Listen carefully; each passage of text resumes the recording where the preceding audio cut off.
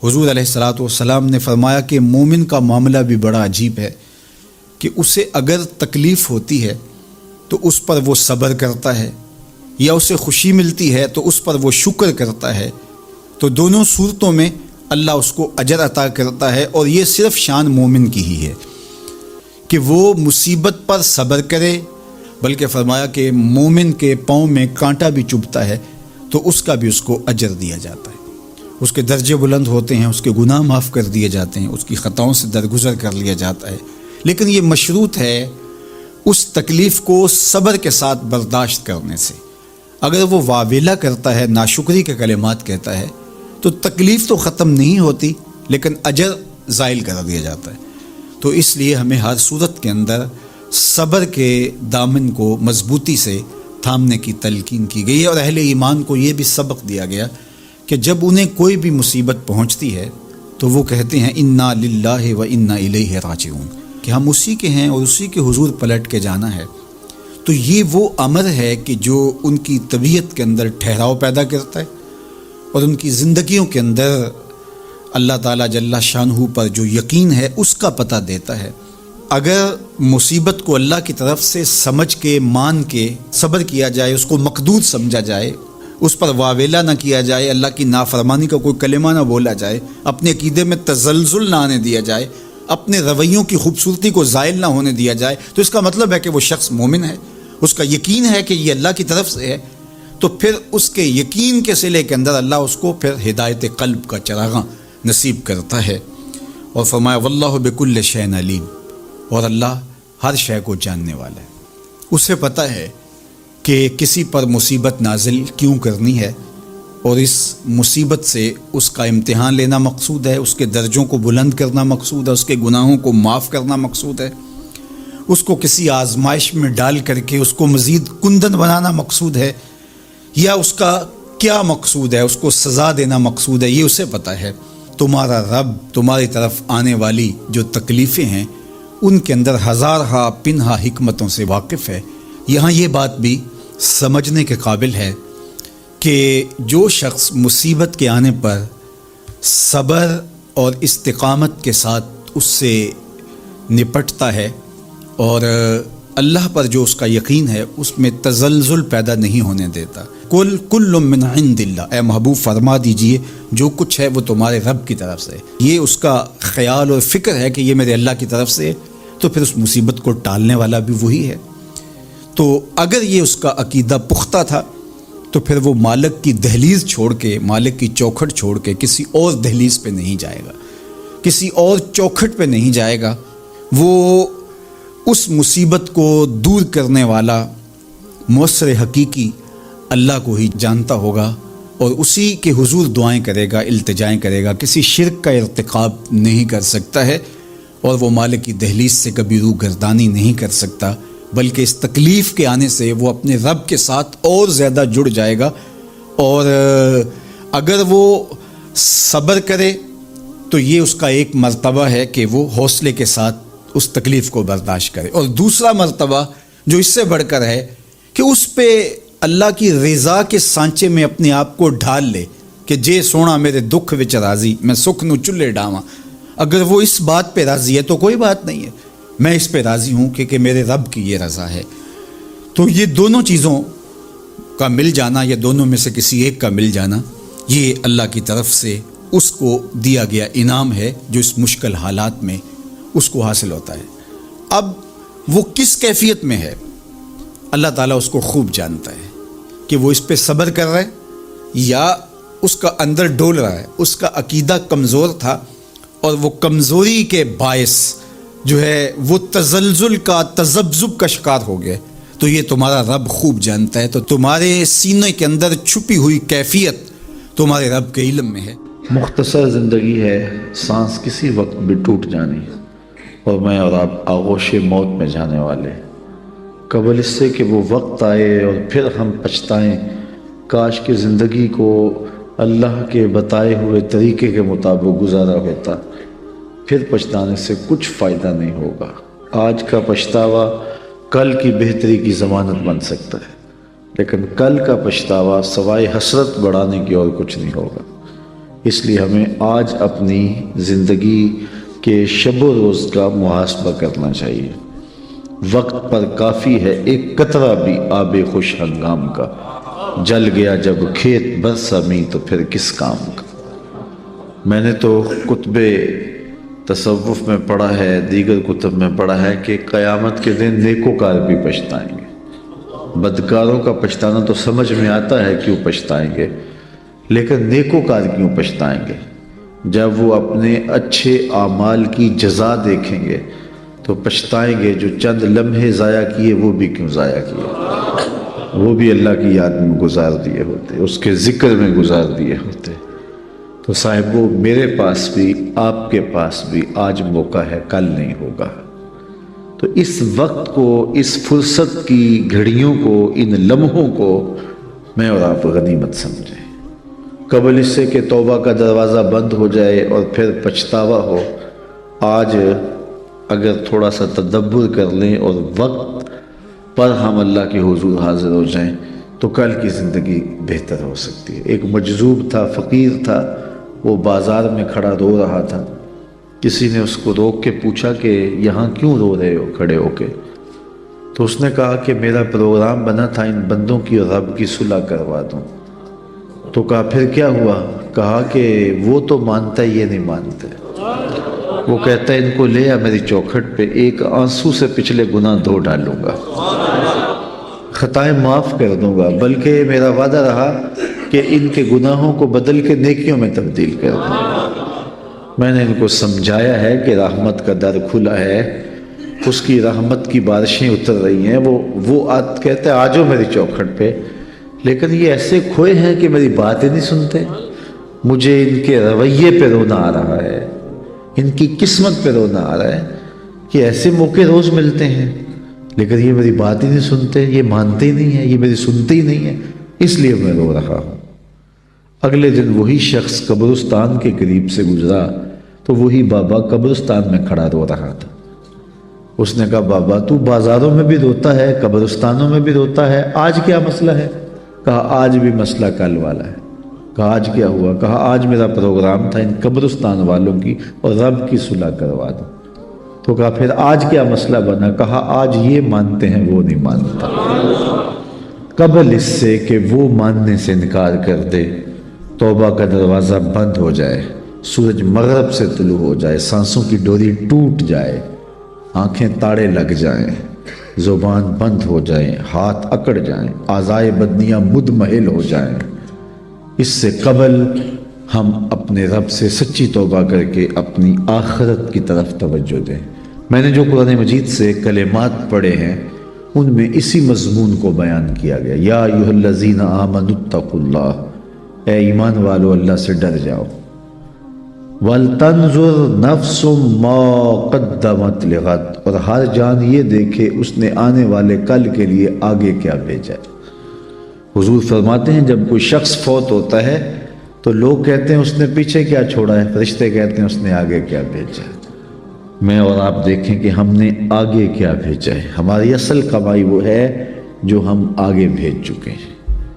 فرمایا کہ ابن آدم کہتا ہے مالی مالی مالی، فرمایا اس کا مال وہ ہے جو اس نے کھایا یا پہنا اور پرانا کر دیا، باقی اس کا نہیں، باقی اس کے وارثوں کا ہے، اور یا پھر وہ ہے جو اس نے آگے بھیج دیا، باقی تو بھی کفن بھی میلا نہیں ہوگا کہ بانٹ لیں گے۔ اللہ اکبر، جن کے لیے گناہ کیے، پاپ کیے، وہ تو اپنے ہاتھ سے غسل دینے کو تیار نہیں ہوں گے، وہ تو قمیض بھی پھاڑ کے اتاریں گے۔ میاں صاحب بولے جاندی واری ڈرونا بنیو تے ہاتھ نہ لاندے ڈردے، جاندی واری ڈرونا بنیو تے ہاتھ نہ لاندے ڈردے، جنہ لئی تو پاپ کمائے اج کتھے نہیں تیرے کر دے۔ وہ تو غسل دینے کے لیے تیار نہیں، انہیں خوف آتا ہے۔ قبرستان کے اوپر بھی کرائے کے بچے بٹھا دیے، وہ خود قرآن پڑھنے کی توفیق بھی نہیں رکھتے وہاں جا کے۔ تو وہی عمل ہے صاحب جو ہم نے اپنے ساتھ لے کے جانا ہے، اپنی آخرت کے لیے سوچنا، کبھی دھوکے نہ پڑنا۔ میرے پہ ناراض نہ ہونا، میں سچی بات کرنے کا عادی ہوں، میرے پہ پیر ناراض ہو جاتے ہیں، میں کہتا ہوں پیر وہ ہے جو تمہیں آخرت کی فکر دے، تمہاری زندگی کو اور اوکھا کر دے۔ جو کہتا ہے بس ٹھیک آگے ہو تمہیں موج ہی موج ہے، یہ تماشا نہیں ہے، یہ ایک نظام ہے، یہ دنیا ہے، آخرت ہے، اعمال کی جواب دہی ہے۔ اقبال کہتا ہے تو نے پوچھی ہے امامت کی حقیقت مجھ سے، حق تجھے میری طرح صاحب اسرار کرے، ہے وہی تیرے زمانے کا امام برحق جو تجھے حاضر و موجود سے بیزار کرے، دے کے احساس زیاں تیرا لہو گرما دے، فقر کی سان چڑھا کر تجھے تلوار کرے، موت کے آئینے میں دکھلا کے رخ دوست تیرے لیے زندگی اور بھی دشوار کرے، فتنہ ملت بیضا ہے امامت اس کی جو مسلمان کو سلاطین کا پرستار کرے۔ آپ نوٹ پھینک رہے ہوتے ہیں، جھوم رہے ہوتے ہیں، اور نعت خواں کہہ رہا ہوتا ہے بس تم آگے ہو نعت خواں میں، تو نعت خوانی میں آگے ہو، بس بخشے گئے ہو، اللہ کرم کرے، اس کے لیے کوئی مشکل نہیں ہے، لیکن نظام ایسا نہیں ہے۔ ہم سے عمل مانگا گیا ہے، ہم سے سجدے مانگے گئے ہیں، ہم سے حقوق اللہ، حقوق العباد کو پورا کرنے کا تقاضا کیا گیا ہے۔ ہماری زندگی ہے، ایک نظم ہے، پورا نظام شریعت ہے، تو ہم نے اپنی زندگی کے لیے محنت کرنی ہے۔ یار ایک مزدور نے 500 روپیہ کمانا ہو تو 8 گھنٹے کم از کم اسے جو ہے وہ ایک دن میں مزدوری کرنی پڑتی ہے، پھر جا کے شام کو اس کو 500 روپیہ ملتا ہے۔ تو جنت اتنی ہی سستی ہے کہ یوں ہی مل جائے گی۔ ام حسبتم ان تدخلوا الجنہ، کیا تم نے یہ گمان کر لیا ہے کہ جنت یوں ہی مل جائے گی؟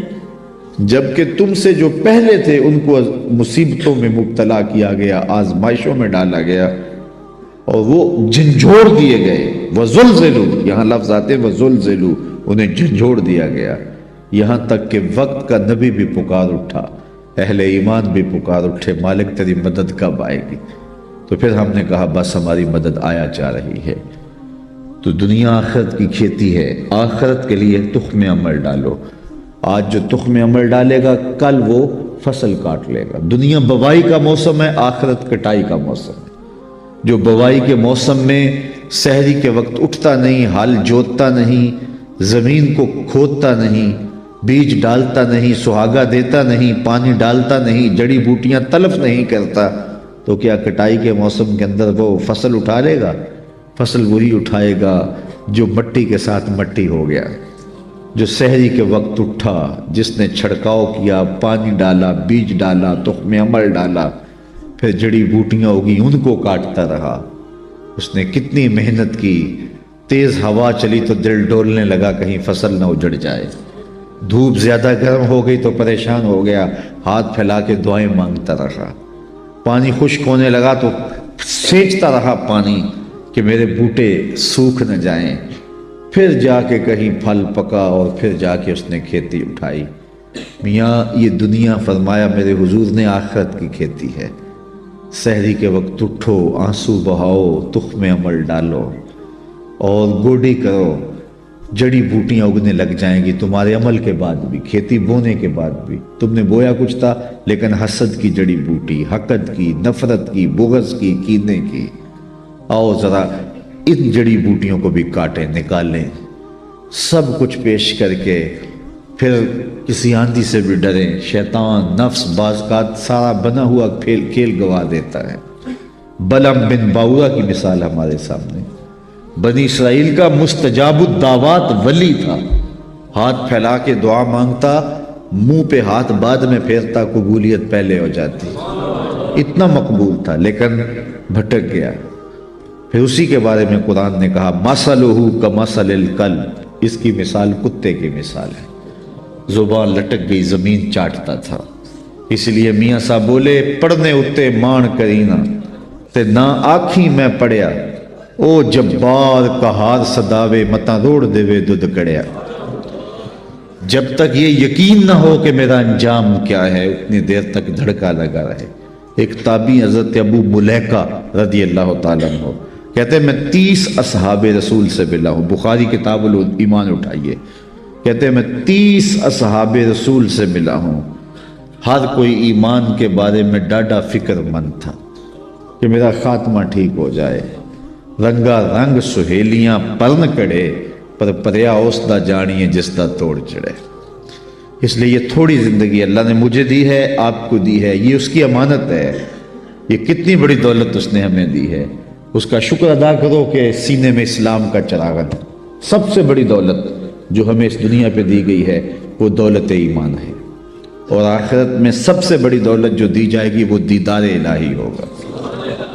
جو دنیا میں ایمان سے محروم رہا، آخرت میں دیدار الہی سے محروم رہا، وہ حقیقی محروم ہے۔ ایک بندہ ہواؤں میں اڑتا ہے، چرخ پہ جھولتا ہے، عالی شان بنگلوں میں رہتا ہے، دنیا میں پہچان ہے، لوگ سیلوٹ کرتے ہیں، وقار ہے، منصب ہے، عہدہ ہے، لمبی لمبی گاڑیاں ہیں، خوبصورت عورتیں پہلو میں ہیں، زمانہ کہتا ہے کیا قسمت اس کی، کیا کہنے، لیکن سینے میں ایمان کی روشنی نہیں ہے، کوڑی مل نہیں ہے۔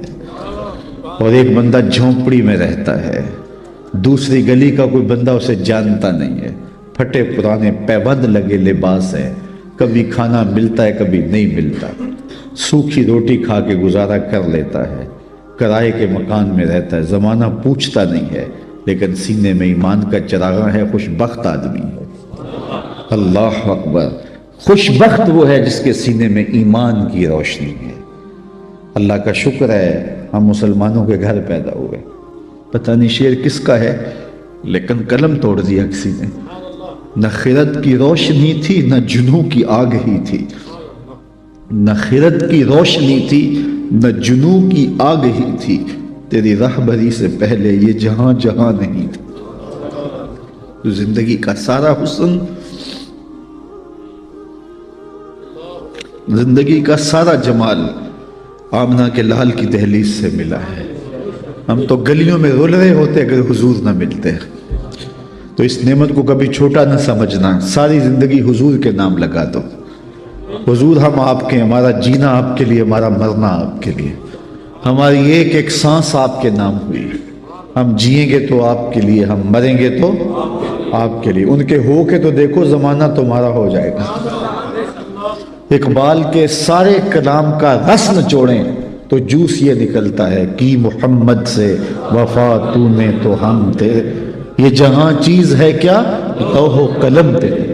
اقبال کہتا ہے حضور سے وفا کا رشتہ قائم کر لو، پھر قلم بھی تمہیں دے دیں گے، تختی بھی تمہیں دے دیں گے، پھر جو لکھنا ہوا لکھ لینا۔ تمہاری تقدیر کے فیصلے واشنگٹن میں نہیں ہوں گے، بلکہ خدا بندے سے خود پوچھے گا بتا تیری رضا کیا، شرط کیا ہے کہ رسول اللہ کے ساتھ وفا کا رشتہ مستقیم۔ تو کہا یا ایھا الذین آمنوا، اے ایمان والو، اتقوا اللہ، اللہ سے ڈر جاؤ۔ اللہ سے ڈرنے کا سبق دیا گیا، اور اس ایک آیت میں 2 مرتبہ یہ بات کہی گئی، یا ایھا الذین آمنوا اتقوا اللہ ولتنظر نفس ما قدمت لغد واتقوا اللہ۔ ایک آیت میں 2 مرتبہ کہا گیا اے ایمان والو اللہ سے ڈر جاؤ، اور قرآن مجید میں 33 مرتبہ ہمیں تقوی کا حکم نامہ دیا گیا ہے۔ یہ اتنی اہم چیز ہے، اللہ سے ڈرنے کا حکم۔ حضور علیہ السلام سے بھی جب کوئی کہتا حضور ہمیں کوئی وصیت کیجئے، تو حضور کہتے اوصی کا بتقوی اللہ، میں تمہیں اللہ سے ڈرنے کی وصیت کرتا ہوں۔ تقوی ہے کیا جس کی وصیت رسول کریم بھی بار بار کرتے ہیں؟ تقوی ہے کیا جس کی وصیت میرا رب بھی کرتا ہے، بار بار حکم دیتا ہے کہ تم تقوی اختیار کرو، اللہ سے ڈر جاؤ۔ اللہ کوئی ایسی چیز ہے جس سے ڈرا جائے؟ بندہ جس سے ڈرتا ہے اس سے وحشت بھی کرتا ہے۔ سانپ سے ڈرتا ہے، ہتھے چڑھ جائے تو مار بھی دیتا ہے۔ چور ڈاکو سے ڈرتا ہے، قابو آ جائے انہیں چھوڑتا بھی نہیں ہے۔